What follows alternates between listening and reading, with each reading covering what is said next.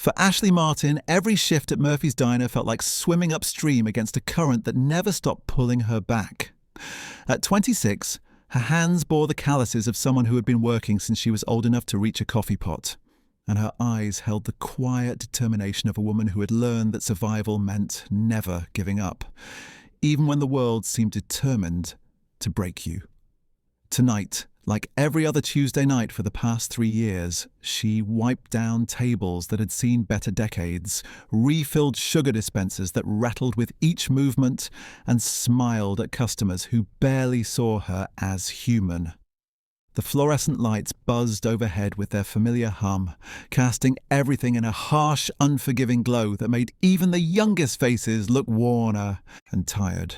The diner sat on the forgotten edge of downtown, wedged between a laundromat that smelled perpetually of bleach and a pawn shop with bars on its windows. It was the kind of place where dreams came to die quietly over cups of lukewarm coffee and day-old pie.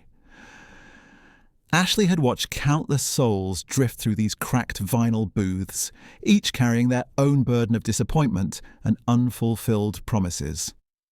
She understood them because she was one of them, trapped in a cycle of minimum wage jobs and maximum effort that never seemed to add up to anything more than barely scraping by. Her apartment was a studio on the 3rd floor of a building where the elevator hadn't worked in 2 years, and the heat came and went like an unreliable friend. Every morning she climbed down those stairs with a thermos of instant coffee and a sandwich wrapped in yesterday's newspaper, and every night she climbed back up with aching feet and a tip jar that never seemed to hold enough quarters to make a real difference. The mathematics of poverty were brutal and precise. Rent consumed 60% of her income, utilities another 15%, groceries stretched thin across 2 weeks took another 20%, and what remained vanished into the black hole of unexpected expenses that seemed to multiply like weeds in an untended garden. Ashley's father had been absent from her life for as long as she could remember forming memories. Her mother, Patricia, had raised her alone with a fierce independence that bordered on stubbornness and a work ethic that could shame a team of oxen. Patricia had cleaned office buildings downtown for 23 years, arriving before sunrise and leaving after sunset. Her hands raw from industrial cleaning chemicals and her back permanently curved from years of bending over desks and scrubbing floors. She never spoke of Ashley's father except to say that some men weren't built for the long haul of responsibility, and that it was better to count on yourself than to wait for someone else to save you. When Patricia died of lung cancer 3 years ago, she left behind a daughter who had inherited her work ethic, but none of her financial stability. The funeral costs had drained Ashley's meagre savings, and the medical bills that continued arriving months later felt like cruel reminders of a healthcare system that treated poverty like a crime. Ashley had sold everything of value her mother had owned, including the small gold locket that had been Patricia's only piece of jewelry, just to keep the lights on and avoid eviction. The guilt of that sale still gnawed at her during quiet moments, but survival had demanded sacrifices that sentiment couldn't afford. The evening rush at Murphy's Diner was a symphony of clattering dishes and shouted orders, punctuated by the constant ding of the Kit Martin bell and the hiss of the grill. Ashley moved through it all with practiced efficiency, balancing plates on her arms like a circus performer and remembering orders without writing them down because the diner was too cheap to provide proper order pads. Her uniform was a faded blue dress with white trim that had seen better decades, and her name tag was slightly crooked because the pin had broken months ago and nobody cared enough to replace it. The customers were a rotating cast of familiar faces and strangers passing through. There was Frank, the taxi driver who ordered black coffee and apple pie every Tuesday at 8:15 and left exactly 15% tips calculated to the penny. There was Mrs. Rodriguez, who brought her twin grandsons for chocolate chip pancakes every other week and always asked Ashley about her plans for the future with genuine concern in her weathered eyes. There were the construction workers who came in covered in dust and ordered enough food to feed a small army, and the night shift nurses from the hospital who looked as exhausted as Ashley felt and understood the particular tiredness that comes from jobs that never really end. But tonight felt different in a way that Ashley couldn't quite articulate.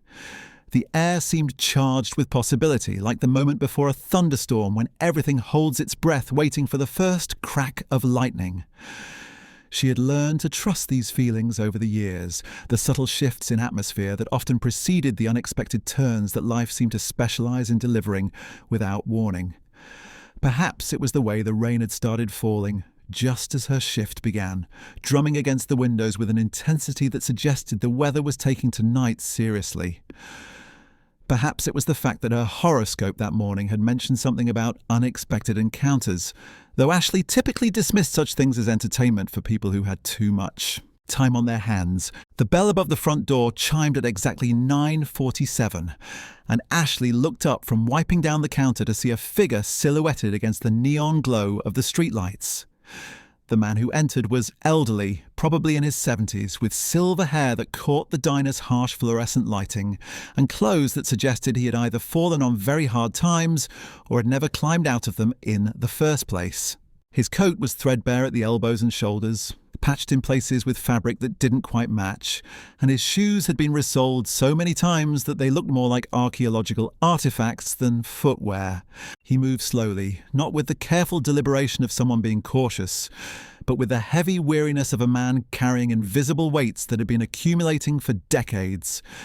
His eyes swept the nearly empty diner with a mixture of uncertainty and resignation, as if he were looking for something he wasn't sure he would find and wasn't entirely convinced he deserved to find it.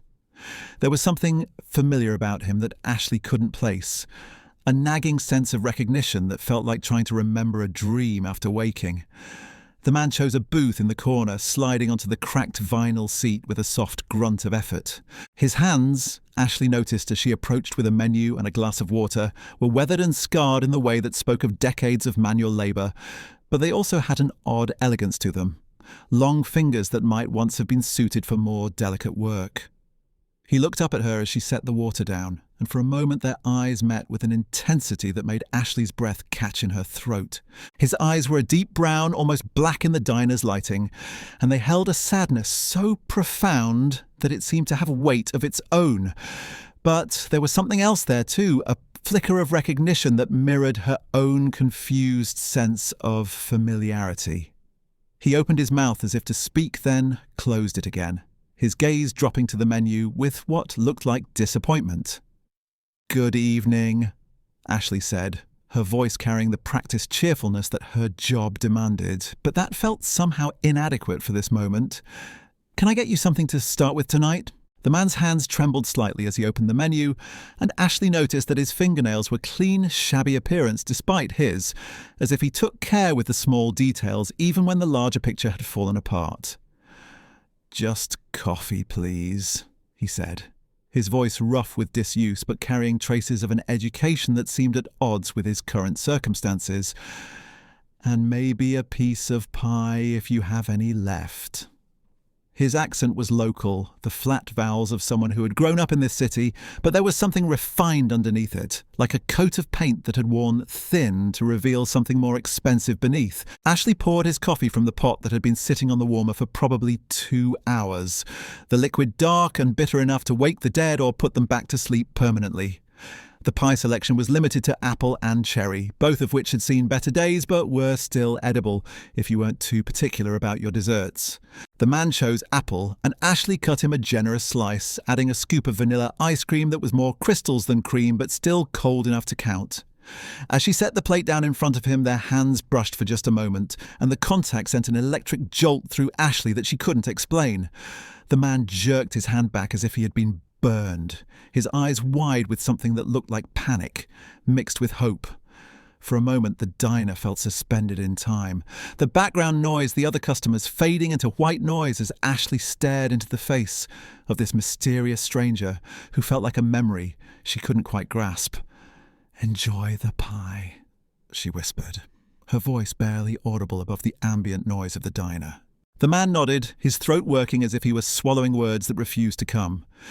He took a sip of the coffee and winced slightly at its bitterness, but continued drinking it anyway, as if he were accustomed to accepting whatever life served him without complaint. Ashley lingered by the table longer than she should have, her professional instincts warring with a curiosity that felt almost magnetic in its pull. The apple pie sat untouched for several minutes, while the man seemed lost in thought, his gaze drifting between the rain-streaked windows and Ashley's face whenever he thought she wasn't looking. When he finally took a bite, his expression changed subtly, a flicker of something that might have been nostalgia crossing his weathered features. He ate slowly, savouring each forkful as if it were a delicacy rather than day-old diner pie, and Ashley found herself wondering when he had last eaten a proper meal. The dinner rush had long since faded, leaving only a handful of late-night stragglers nursing cups of coffee and the eternal optimism of lottery ticket scratchers. The cook had already begun his closing routine, the rhythmic scraping of the grill echoing through the empty spaces between conversation. Ashley should have been focusing on her closing duties, wiping down tables and counting her tips, but she found herself gravitating back to the corner booth where the mysterious man sat like a puzzle she couldn't solve. "Excuse me," she said, approaching his table with the coffee pot in hand. "Would you like a refill?" The man looked up at her with those impossibly sad eyes and nodded. As she poured the fresh coffee, steam rising between them like incense in a cathedral, he cleared his throat with obvious effort. "You have kind eyes," he said quietly, the words emerging as if they had been locked away for years and had finally found their way to the surface. "Your mother must have been a beautiful woman." The comment struck Ashley like a physical blow, unexpected and precise in its ability to find the tender spot where her grief still lived. She nearly dropped the coffee pot, steadying herself against the table with her free hand. "How did you know my mother was dead?" she asked, her voice sharp with suspicion and something else she couldn't name. The man's face crumpled with regret, and he raised his hands in a gesture of surrender. "I'm sorry," he said quickly. "I didn't mean to assume. It's just that you carry yourself like someone who learned to be strong too young. I recognize the signs because I've worn them myself." His explanation was reasonable enough, but it did nothing to ease the strange tension that had settled between them like a third presence at the table. Ashley found herself sitting down across from him, abandoning her closing duties entirely. The rational part of her mind screamed warnings about engaging too deeply with customers, especially ones who seemed to see through her carefully constructed defences with unsettling accuracy. But there was something about this man that called to a part of her she had thought was permanently sealed away, the part that still believed in connections that transcended the brutal mathematics of survival. "What's your name?" she asked, surprising herself with the directness of the question. The man hesitated, his hands wrapped around the coffee cup as if it were an anchor in a storm. "William," he said finally. "William Turner." The name meant nothing to Ashley, but the way he said it suggested it might mean something to someone. Somewhere. "And you're Ashley. I can see it on your name tag, but somehow I knew it before I looked." The admission hung between them like a confession, intimate and unsettling in its implications. Ashley studied his face, searching for clues to explain the growing certainty that this encounter was not the random collision of two strangers that it appeared to be. There were lines around his eyes that spoke of decades of worry, and a particular way he held his shoulders that suggested a man carrying burdens too heavy for one person to bear alone. "Do we know each other?" Ashley asked, leaning forward slightly. William's laugh was bitter and hollow, the sound of a man who had learned to find humour in life's cruelest jokes. "Not the way you mean," he said, his gaze dropping to his coffee cup. "But I've known you your whole life. I've watched you from a distance, wondering what kind of person you were becoming, whether you had inherited your mother's strength or my weakness." The words created more questions than they answered, but there was something in his tone that made Ashley's heart begin to race with a possibility she didn't dare name.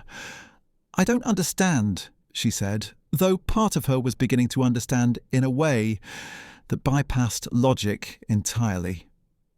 William reached into his coat pocket and withdrew a small, worn photograph. He placed it on the table between them with the reverence of someone handling a religious artifact. The photograph was old, the colours faded to the sepia tones of memory. It showed a young couple standing in front of what looked like a church, the woman in a simple white dress and the man in an ill-fitting suit that might have been borrowed for the occasion. The woman was unmistakably Ashley's mother, though younger than Ashley had ever seen her, with hope still bright in her eyes and love written across her face in letters too large to miss. The man in the photograph was clearly William, though decades and disappointment had transformed him from the eager young husband in the picture into the broken soul sitting across from her now. Ashley's hands shook as she picked up the photograph, studying the faces of two people who looked like they believed the world held nothing but promise. "That was taken on our wedding day," William said, his voice thick with emotion. "June 15th, 27 years ago. Your mother was 3 months pregnant with you, though we didn't know it yet. We thought we had all the time in the world to figure everything out." The revelation hit Ashley like a physical force, knocking the breath from her lungs and leaving her struggling to process information that rewrote everything she thought she knew about her own history. "You're my father," she whispered, the words feeling strange and foreign in her mouth. William nodded, tears streaming down his weathered cheeks. "I am," he said, "and I've been searching for you both for 23 years. Ashley's mind reeled, trying to reconcile this broken man with the absent father her mother had described as unreliable and uncommitted. The story she had constructed about her origins crumbled in the face of evidence that suggested a far more complex and painful truth. "But my mother said you left us," Ashley said, confusion and anger warring in her voice. "She said you weren't built for responsibility."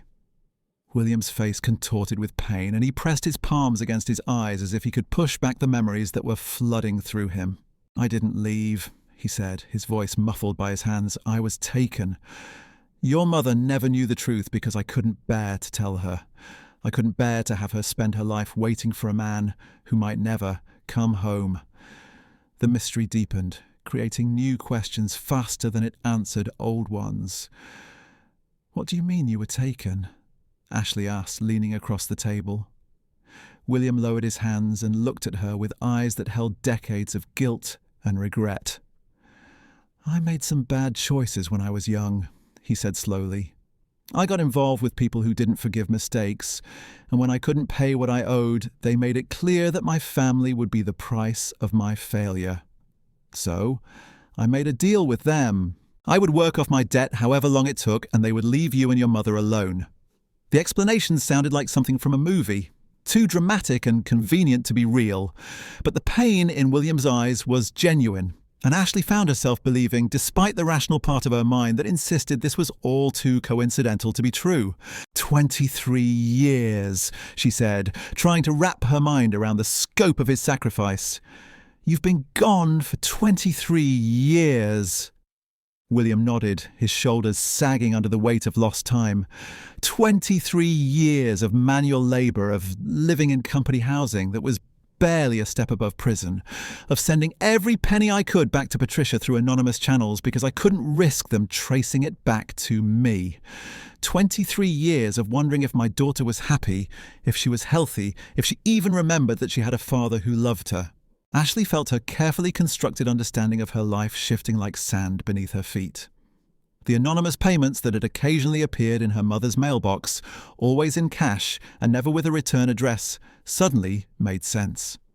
The way Patricia would sometimes stare out the window with a longing that seemed to reach beyond the horizon now had context that Ashley had never imagined.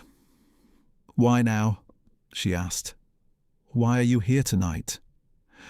William's smile was sad and tired, the expression of a man who had finally reached the end of a very long road. "Because I'm free," he said simply. "Because I finally paid off a debt that should have been forgiven decades ago. And because I heard that Patricia died, and I couldn't bear the thought that you might be alone in the world without knowing that someone loved you enough to sacrifice everything for your safety." The words hit Ashley like a wave, washing away years of carefully maintained emotional barriers and leaving her raw and exposed.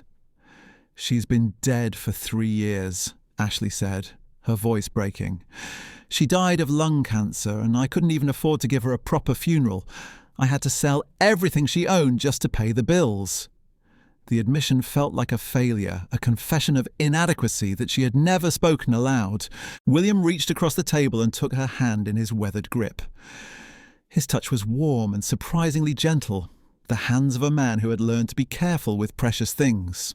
"You did everything you could," he said firmly. "Your mother knew that, and she was proud of you. She told me so in the last letter she wrote. Ashley's eyes widened with shock. She wrote to you? She asked. William nodded, reaching into his other pocket to withdraw a small bundle of envelopes tied with a faded blue ribbon. Every month for 23 years, he said. She never knew my exact address, but she found ways to get messages to me through mutual friends who understood the situation. She told me about your first steps, your first words, your graduation from high school, every job you took, every struggle you faced. She told me you were strong and kind, and that you had inherited the best parts of both of us. Ashley stared at the bundle of letters as if they were artifacts from a lost civilization, tangible proof of a correspondence that had existed in the shadows of her entire life. Her mother had never mentioned writing to anyone, had never given any indication that she maintained contact with the man who had supposedly abandoned them. The deception felt like a betrayal and a gift simultaneously. A secret kept not out of malice, but out of a love so profound that it had required its own form of sacrifice. "Can I read them?" Ashley asked, her voice barely above a whisper. William's grip on her hand tightened slightly, and she could feel the tremor in his fingers that spoke of emotion held too long in check. "They belong to you now," he said, sliding the bundle across the scarred formica table. "But maybe not here, not tonight. Some truths are too large for public spaces, and these letters contain 23 years of a mother's love distilled into words she never thought you would read." Ashley picked up the letters with reverence, feeling the weight of decades in her hands. The envelopes were worn from handling, the addresses written in her mother's careful script, each one a bridge across an impossible distance. She could smell the faint scent of her mother's perfume still clinging to the paper, a ghost of lavender and vanilla that brought tears to her eyes with its sudden intimacy. The diner around them had grown quiet, the last of the evening customers having drifted away into the night, leaving only the hum of the refrigerator and the distant clatter of dishes being washed.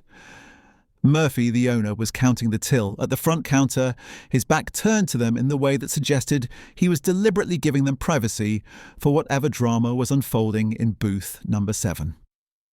"Why didn't she tell me?" Ashley asked, though part of her already knew the answer. William's expression grew distant, his gaze focused on something beyond the rain-streaked windows. "Because she was protecting you from hope," he said quietly. "Hope can be the cruelest poison when it's attached to something you can't control. She knew that if you believed I might come back, you would spend your life waiting instead of living. She wanted you to build a future that didn't depend on anyone else's choices."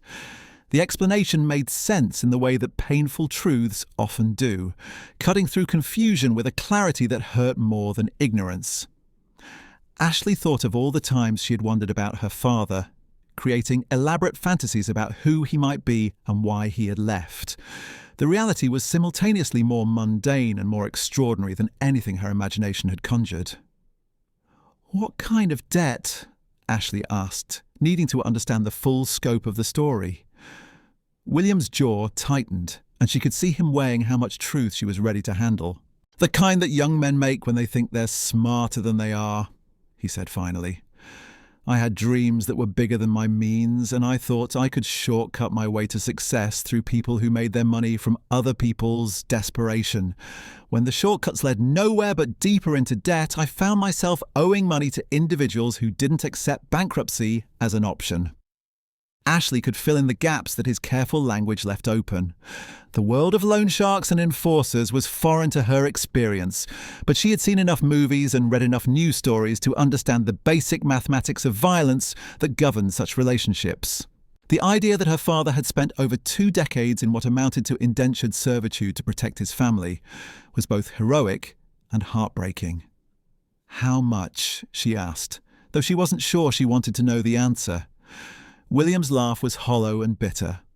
$50,000, he said, which doesn't sound like much now, but with interest and penalties and the particular kind of accounting that such people practice, it became a debt that seemed designed never to be fully paid. I worked construction, logging, oil rigs, anything that paid enough to make a dent in what I owed while keeping you and your mother safe. The sum seemed impossible, a number too large to be real and too small to justify the sacrifice it had demanded. Ashley tried to imagine her father as a young man, probably not much older than she was now, making a choice that would define the rest of his life and hers. The weight of such a decision felt crushing, even in imagination. "But you're free now," Ashley said, looking for confirmation of what he had told her earlier. William nodded, but his expression remained troubled. "Free but not forgiven," he said. 23 years is a long time to be away from the world, and I'm not the same man who made those foolish choices. I don't know how to be a father to a grown woman, or whether I have any right to try after being absent for so long." The vulnerability in his admission touched something deep in Ashley's chest, a place where she had stored all her own doubts about belonging and worthiness. Looking at this broken man who claimed to be her father, she saw reflections of her own struggles, the same worn-down resilience that came from surviving when survival felt like an insurmountable daily challenge. "I don't know how to be a daughter to a stranger," Ashley said honestly, "but maybe we don't have to figure it out all at once. Maybe we can just start with being two people who share a history, even if we lived most of it apart." William's eyes filled with tears again, but this time they seemed to carry relief along with the sorrow. He reached into his coat pocket once more and withdrew a small velvet box, placing it on the table between them with the same careful reverence he had shown the photograph. "This was your mother's," he said. "I gave it to her on our wedding day, and she sent it to me when she got sick. She said it belonged with me until I could give it to you myself. I've been carrying it for 3 years, waiting for this moment." Ashley opened the box with trembling fingers, revealing a simple gold locket that she recognized with a shock of memory. It was the same locket her mother had worn every day of Ashley's childhood, the one she had touched whenever she seemed lost in thought, the one Ashley had assumed was lost forever when she sold her mother's jewellery to pay the funeral expenses. "I thought it was gone," Ashley whispered, lifting the locket from its velvet nest. The chain was delicate, probably real gold despite its modest appearance, and the heart-shaped pendant was engraved with initials that Ashley had never been able to read clearly as a child. "Open it," William said softly. Ashley found the tiny clasp and pressed it with her thumbnail, causing the locket to spring open with a soft click. Inside were 2 miniature photographs facing each other like a conversation frozen in time. One was a picture of Ashley as a baby, no more than a few months old, sleeping peacefully with tiny fists curled beside her face. The other was a picture of William, young and hopeful, smiling with a joy that seemed to leap from the small frame. "She carried us both with her," William said, his voice thick with emotion. "Every day for 23 years she carried us close to her heart. The nurse who helped her in her final days told me that she would touch the locket whenever the pain got bad, as if she were drawing strength from the love it contained." Ashley closed the locket and fastened the chain around her neck, feeling the weight of it settle against her chest like a blessing. The metal was warm from her touch, and she could swear she felt a connection to her mother that transcended the physical presence of the jewellery. It was as if Patricia were reaching across the divide between life and death to ensure that her daughter would not face the future alone. "What happens now?" Ashley asked, looking across the table at this man who was her father and a stranger simultaneously. William spread his hands in a gesture that encompassed both possibility and uncertainty. "I don't know," he admitted. "I have some money saved, enough to live modestly for a while, but I'm 72 years old and I've spent the last 2 decades doing manual labour that has taken its toll on my body. I'm not sure what kind of future I can offer anyone, including myself." Ashley considered his words, weighing them against her own circumstances and the dreams she had carried through years of struggle. The revelation of her father's existence had shattered her understanding of her past, but it had also opened possibilities she had never dared to imagine. For the first time in years, she was not alone in the world, and that knowledge felt like a foundation upon which something new might be built. "I have an idea," Ashley said slowly, the plan forming as she spoke. "Murphy's been talking about selling this place for years, but he can't find anyone who wants to take on a failing diner in a neighbourhood that's been dying for decades. What if we bought it from him and turned it into something better?" William raised his eyebrows, intrigued despite his obvious exhaustion. "What kind of something better?" he asked. A real restaurant, Ashley said, her voice gaining strength as the vision became clearer. Nothing fancy, just good food made with care, the kind of place where people feel welcome and appreciated. You could handle the business side and I could run the kit, Martin. We could create something together, something that belongs to us. The proposal was ambitious beyond reason, a leap of faith that required trusting a man she had known for less than 2 hours with her entire future. But as Ashley looked into William's eyes, she saw something that had been missing from her life for as long as she could remember. She saw someone who understood the weight of responsibility, who had proven his capacity for sacrifice, and who might finally be ready to build something instead of just surviving. William was quiet for a long moment, his weathered hands wrapped around his coffee cup as he considered her words.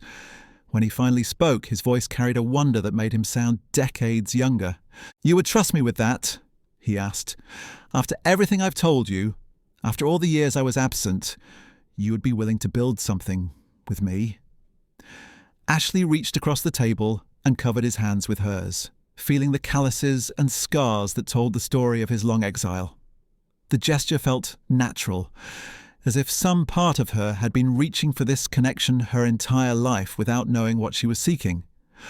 "I would," she said firmly, "because you didn't abandon us. You protected us. Because you kept loving us even when love meant staying away. Because I think maybe we both deserve a chance to find out who we might be together." William's tears came freely now, decades of grief and guilt and hope flowing down his cheeks without shame. He turned his hands palm up beneath hers, clasping her fingers with a grip that felt like an anchor in a storm. "Then let's build something beautiful," he said, his voice steady despite the emotion in his eyes. "Let's create a place where families can come together, where stories can be shared over good food, where people can find the kind of welcome that we both needed tonight." The rain outside had intensified, drumming against the windows with a rhythm that sounded like applause.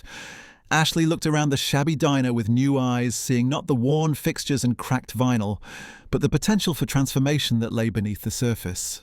Every business was just a collection of walls and equipment until people filled it with purpose and love.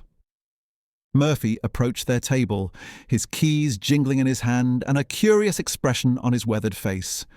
"Time to close up, folks," he said, but his tone was gentle, as if he sensed that something significant had transpired in his humble establishment. "Actually," Ashley said, standing up and straightening her shoulders with new determination, "we were hoping to talk to you about the future of this place." Murphy's eyebrows shot up, and William rose from the booth, extending his hand with the dignity of a man ready to step back into the world.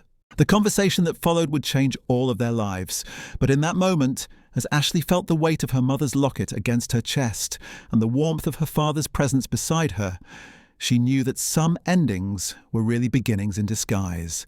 The girl who had walked into Murphy's diner that evening expecting nothing more than another shift of thankless work was gone, replaced by a woman who understood that the most powerful transformations often began with the simple act of two people choosing to see each other clearly. The negotiations with Murphy unfolded over the next 3 weeks, like a delicate dance between hope and practicality. The old man had owned the diner for 42 years, inheriting it from his uncle who had built it during the post-war boom when this neighborhood still hummed with the promise of prosperity. Now, surrounded by empty storefronts and broken dreams, Murphy found himself in the peculiar position of selling his life's work to a waitress and a stranger who claimed to see potential where everyone else saw only decline. William proved to be a shrewd negotiator despite his decades away from the business world. His years of careful observation and forced patience had taught him to read people with an accuracy that served them well during the lengthy discussions about price, terms, and the transfer of liquor licenses that seemed to require forms in triplicate for everything. Ashley watched him navigate these conversations with growing admiration, seeing glimpses of the man he might have been if circumstances had allowed him to develop his natural talents instead of spending his prime years in enforced exile. The financial arrangements were complex, but not impossible. William had indeed saved money during his years of captivity, sending what he could to Patricia while living in company housing that cost him nothing but his freedom. The sum he had accumulated was substantial enough to serve as a down payment, though it required Ashley to co-sign loans that made her stomach clench with anxiety every time she thought about the magnitude of the debt they were assuming together. Murphy's asking price was fair but not generous, reflecting both his genuine affection for the place and his realistic assessment of its prospects under current management. The building itself needed work that would require additional investment, from updating the Kit Martin equipment to replacing the cracked vinyl booths that had been patched so many times they resembled archaeological layers of human habitation. But beneath the surface decay, the bones of the structure were solid, built during an era when craftsmanship mattered more than profit margins. Ashley threw herself into researching every aspect of restaurant ownership with the intensity of a student cramming for final exams. She checked out books from the library about small business management, food service regulations, and commercial Kit Martin design. She visited other successful restaurants during her breaks, studying their layouts and observing how they managed the flow of customers and staff. She talked to suppliers about wholesale food costs and learned about the Byzantine world of health department inspections and fire safety codes. William, meanwhile, began the slow process of reconnecting with a world that had changed dramatically during his absence. The technology alone was overwhelming, from computerized point-of-sale systems to social media marketing that seemed to require a completely different language than the one he remembered. But he approached each challenge with the methodical persistence that had sustained him through decades of physical labor, breaking down complex problems into manageable components and tackling them one at a time. Their evening meetings in the empty diner became a ritual of planning and discovery. After Ashley finished her shifts and William completed whatever odd jobs he had found to supplement their savings, they would sit in the booth that had become their unofficial office, spreading papers across the scarred formica table and dreaming aloud about the transformation they envisioned. The fluorescent lights hummed overhead with their familiar buzz, but now the harsh illumination felt like stage lighting for the drama of their shared ambition. The menu they developed together reflected both their practical constraints and their culinary aspirations. Ashley had learned to cook out of necessity, feeding herself on a budget that demanded creativity and efficiency, but she had also inherited her mother's intuitive understanding of how food could comfort and nourish beyond mere sustenance. William brought memories of meals from his youth, dishes his own mother had prepared during better times, and a surprisingly sophisticated palate that had been refined by years of eating institutional food that made him appreciate subtle flavors and careful preparation. They settled on a concept that honored the diner's working-class roots while elevating the quality and presentation beyond typical greasy spoon fare. Comfort food prepared with premium ingredients and attention to detail, served in an atmosphere that felt like coming home to a family that actually wanted you there. The prices would be reasonable enough for their neighborhood clientele while reflecting the true cost of ingredients and labor that deserved fair compensation. The renovation process tested every aspect of their emerging partnership. William's construction experience proved invaluable as they worked with contractors to update the electrical systems and install new equipment. But the physical demands of the work reminded him daily that his 72-year-old body was no longer capable of the endurance he had once taken for granted. Ashley found herself managing multiple jobs simultaneously, continuing to work at Murphy's to maintain some income while coordinating deliveries, supervising installations, and learning the administrative requirements of business ownership. Their first serious disagreement came during the third week of renovations, when they discovered that the Kit Martin's ventilation system needed complete replacement at a cost that would strain their budget beyond comfort. Ashley wanted to proceed immediately, arguing that proper ventilation was essential for both food safety and working conditions. William advocated for a phased approach that would spread the expense over several months, even if it meant opening with a system that barely met minimum requirements. The argument escalated with the intensity that surprised them both, revealing tensions that had been building beneath their careful politeness. Ashley accused William of being penny-wise and pound-foolish, risking their long-term success to avoid short-term financial strain. William countered that Ashley's inexperience was showing that she didn't understand how quickly unexpected expenses could destroy a small business before it had a chance to establish cash flow. The fight ended when Ashley stormed out of the diner, leaving William alone among the construction debris and half-completed renovations. She walked the dark streets for over an hour, her anger gradually cooling as she considered his words and her own motivations. When she returned, she found him still sitting in the same booth, staring at the financial projections they had been reviewing when the argument began. "I'm scared," she said, without preamble, sliding into the seat across from him. "I've never owned anything in my life, never been responsible for something that could succeed or fail based on my decisions. I'm terrified that I'll make the wrong choice and lose everything we're building together." William looked up at her with understanding in his tired eyes. "I'm scared too," he admitted. "I've spent so many years having my choices made for me that I'm not sure I trust my own judgment anymore. But maybe being scared isn't a bad thing if it keeps us careful and makes us think through every decision." They reached a compromise on the ventilation system, installing a mid-range solution that met all safety requirements while leaving room in their budget for unexpected expenses. More importantly, they established a pattern for handling future disagreements, a recognition that their different perspectives were strengths rather than obstacles if they could learn to balance caution with ambition. The day they received their business license felt like a graduation ceremony for adults who had been studying life instead of textbooks. Ashley held the official document with trembling hands, reading their names listed as co-owners of what was now officially called Patricia's Place, a name they had chosen to honour the woman whose love had made their partnership possible. William had suggested the tribute, and Ashley had accepted it with tears that felt like benediction. The soft opening was scheduled for a Tuesday evening, exactly 4 months after their first meeting in the corner booth. They had invited only a small group of friends and neighbours, wanting to test their systems and work out any operational problems before facing paying customers with full expectations. Ashley had barely slept the night before, running through mental checklists of everything that could go wrong and contingency plans for problems they might not have anticipated. The first customer through the door was Mrs. Rodriguez, the woman who had brought her grandsons for pancakes at the old Murphy's and who had watched Ashley's transformation with curious approval.